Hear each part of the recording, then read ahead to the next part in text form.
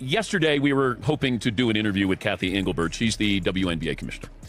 Todd spoke to her a couple of nights ago, and we had a pairings party. Todd went up to her. She's been very friendly to the show. Last year at this event was friendly to us. And Todd said, hey, we'd love to have you on. There's a lot of questions. People have not heard answers from the commissioner. And she said yes. A lot of questions regarding Caitlin Clark, regarding expansion, regarding the questions from Congress, demanding answers. There's a lot going on. 2 hours. That's how long they kept him waiting. And after all that, the WNBA's PR team had the gall to send a text message instead of a call, saying she wasn't allowed to appear on his show anymore. We waited almost 2 hours for her. This was scheduled. She was going to do a meeting in her hotel room, a conference call, and then she was going to join us. So Fritzy, for at least 90 minutes, is looking just for an update. We're trying to figure, we're standing by, we're waiting to interview her. They didn't, balk at anything, didn't say you can't ask anything. And take a moment to really think about that.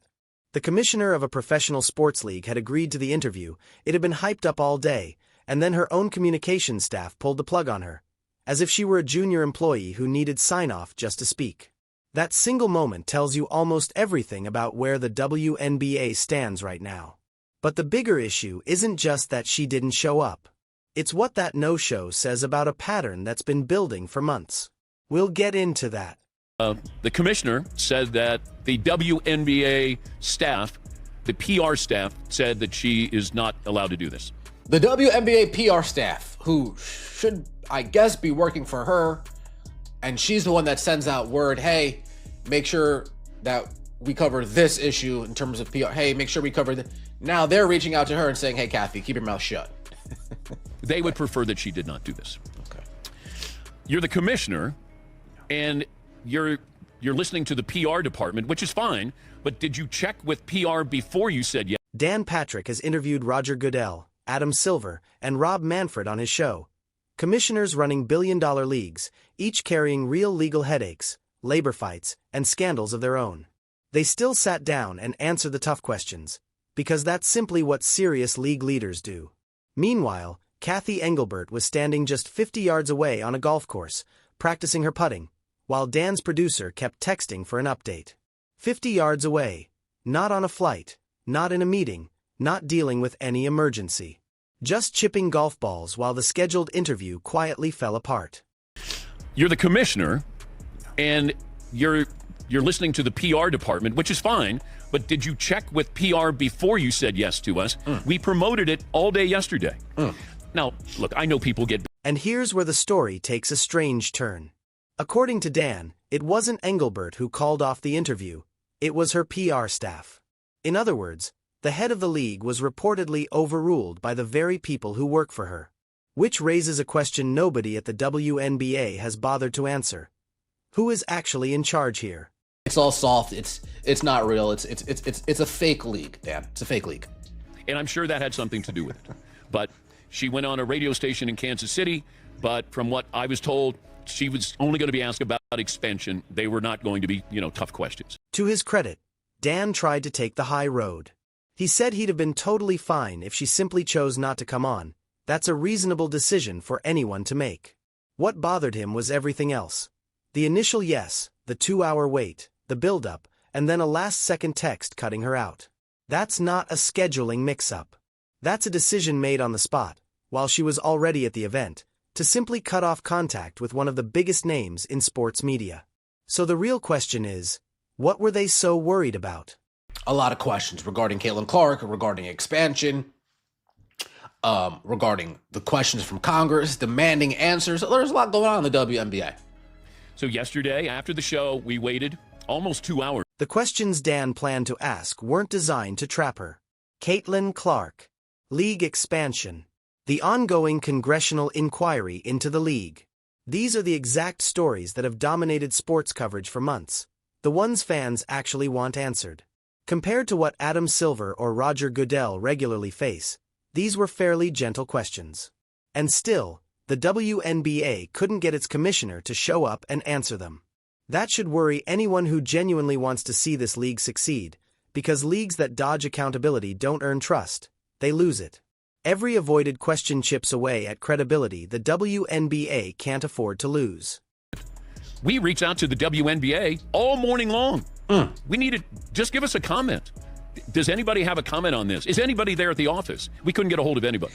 So Paulie, during the show, is trying to track down somebody so we can at least let the WNBA have their say, have their voice, get out in front of this. We're just trying to be a journalist here. That's all. We're just trying to ask questions. But That's not allowed to do that either. The WNBA is allergic to journalism, Dan. Come on. This wasn't an isolated incident either. Earlier this season, the league reportedly looked into revoking veteran reporter Christine Brennan's press credentials, allegedly after she raised questions about Dhani Carrington's conduct during an incident involving Caitlin Clark. Brennan isn't some random blogger. She's a longtime USA Today columnist who has covered major sporting events for decades. The fact that her credentials came under review simply because she asked a tough question about a game should concern anyone who takes sports journalism seriously. And that wasn't the only example. The same league where you have stooges for the Indiana Fever who hold their phone sideways at warm-ups and ask softball questions to the Indiana Fever coaching staff regarding Caitlin Clark's injuries. The same league who, that same media for the Indiana Fever don't report Caitlin Clark's injuries. That same league who, that same Indiana Fever team actually fires real journalists like Scott Agnes doing work because he's actually speaking so. There have also been reports, ones this channel has covered before, of credentialed reporters at Indiana Fever games being told what topics they could and couldn't bring up regarding Caitlin Clark. Journalists filming warm-ups sideways, asking harmless, empty questions, steering clear of anything that might actually produce a real headline. And when a reporter like Scott Agnew does his job properly, the kind of reporting that actually holds teams accountable, he ends up losing his job. Think about what that does to coverage over time. When the only journalists allowed inside the building are the ones who've agreed not to ruffle any feathers, what you're left with isn't journalism. It's polished PR pretending to be news. And the fans depending on that coverage to understand what's really going on end up getting a distorted picture. That's the media environment the WNBA has quietly been cultivating. Engelbert skipping out on the Dan Patrick Show isn't some isolated slip-up. It's simply the latest result of a culture built around controlling and limiting media access. said, in my opinion, oh, maybe we shouldn't do this. Well, at some point, you have to do this. Not only that, but they don't have you don't have the answers, Sway. They don't have the answers. So they don't even have the ability to prep Kathy Engelbert properly on how to respond to certain questions. There's also a business case here that tends to get buried under all the outrage, and it's worth pausing on. The WNBA is currently living through a moment it has never seen before. Caitlin Clark's entrance into the league brought record ratings, packed arenas, and nationwide attention the league hadn't experienced in years. Talk of expansion is on the table. Real money and real interest are pouring into a league that spent most of its history struggling for both. This is precisely the moment a league wants its commissioner front and center. Visible, outspoken, and ready to face a demanding interviewer to defend what the league is building. Not because the questions will be comfortable, but because handling a hard question well is worth far more than 10 press releases. Any executive who has ever navigated a crisis successfully understands this. You don't hide, you step forward. As a serious league that would have told the NBA during this most recent collective bargaining agreement, hey, we're good. We don't want your money. We don't want you to support us anymore. We're going to do our own thing and try to survive on our own. But they want the handouts. They want the handouts. So Then there's the financial side, because in sports, money is always part of the story. The WNBA relies heavily on financial backing from the NBA. That arrangement, often referred to as a subsidy, is a big reason the league has remained more stable than its ticket sales and TV ratings alone might suggest. The league still isn't fully self-sufficient. That's simply a fact, not a criticism. But it matters here, because a league that depends on outside support needs credibility even more than a fully independent one would. It needs to show that it's building something worthwhile, that the investment is justified, and that real growth is on the way. And you don't build that credibility by avoiding the media. You build it by showing up, making your case, and letting the product speak for itself under real scrutiny. Engelbert had that exact opportunity on Thursday. She was 50 yards away, and she let it pass. We get a feeble response. Like, come on. You don't want to do it. You won't. The commissioner of the NFL does not want to come on this show. I've been doing this for 20 years. There's a reason why he doesn't want to come on. This is even worse for the WNBA. But again, they don't see past their... There's one more point Dan raised that deserves attention on its own. He noted that skipping the interview and having this entire situation play out publicly on his show instead did far more damage to the WNBA than any difficult question ever could have. And he's right. Whatever Dan intended to ask about Caitlin Clark or the congressional inquiry, Engelbert could have prepared for it in advance. She could have sidestepped it smoothly, given a careful, professional answer, and come across as composed and in control. Instead, the WNBA spent Thursday afternoon being publicly called out on a national platform for failing to show up. The story is no longer about whatever questions Dan had lined up. It's about the cancellation itself. And that story is far worse. I shouldn't do it. Like, and she's 50 yards away. She's hitting practice shots out of the bunker. Damn. So that's what's disappointing. We deserve more respect than what she gave us yesterday. There's also the matter of what message this sends to journalists genuinely trying to cover the league fairly, because not everyone reporting on the WNBA is out to attack it. Dan Patrick made it clear he wanted to offer Engelbert a fair, respectful platform.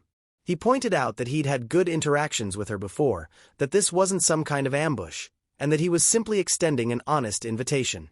So when the league's answer to a fair-minded outlet is to cancel without any real explanation, and then instead do a friendlier interview elsewhere where only expansion-related questions were allowed, that sends a clear signal to every journalist watching.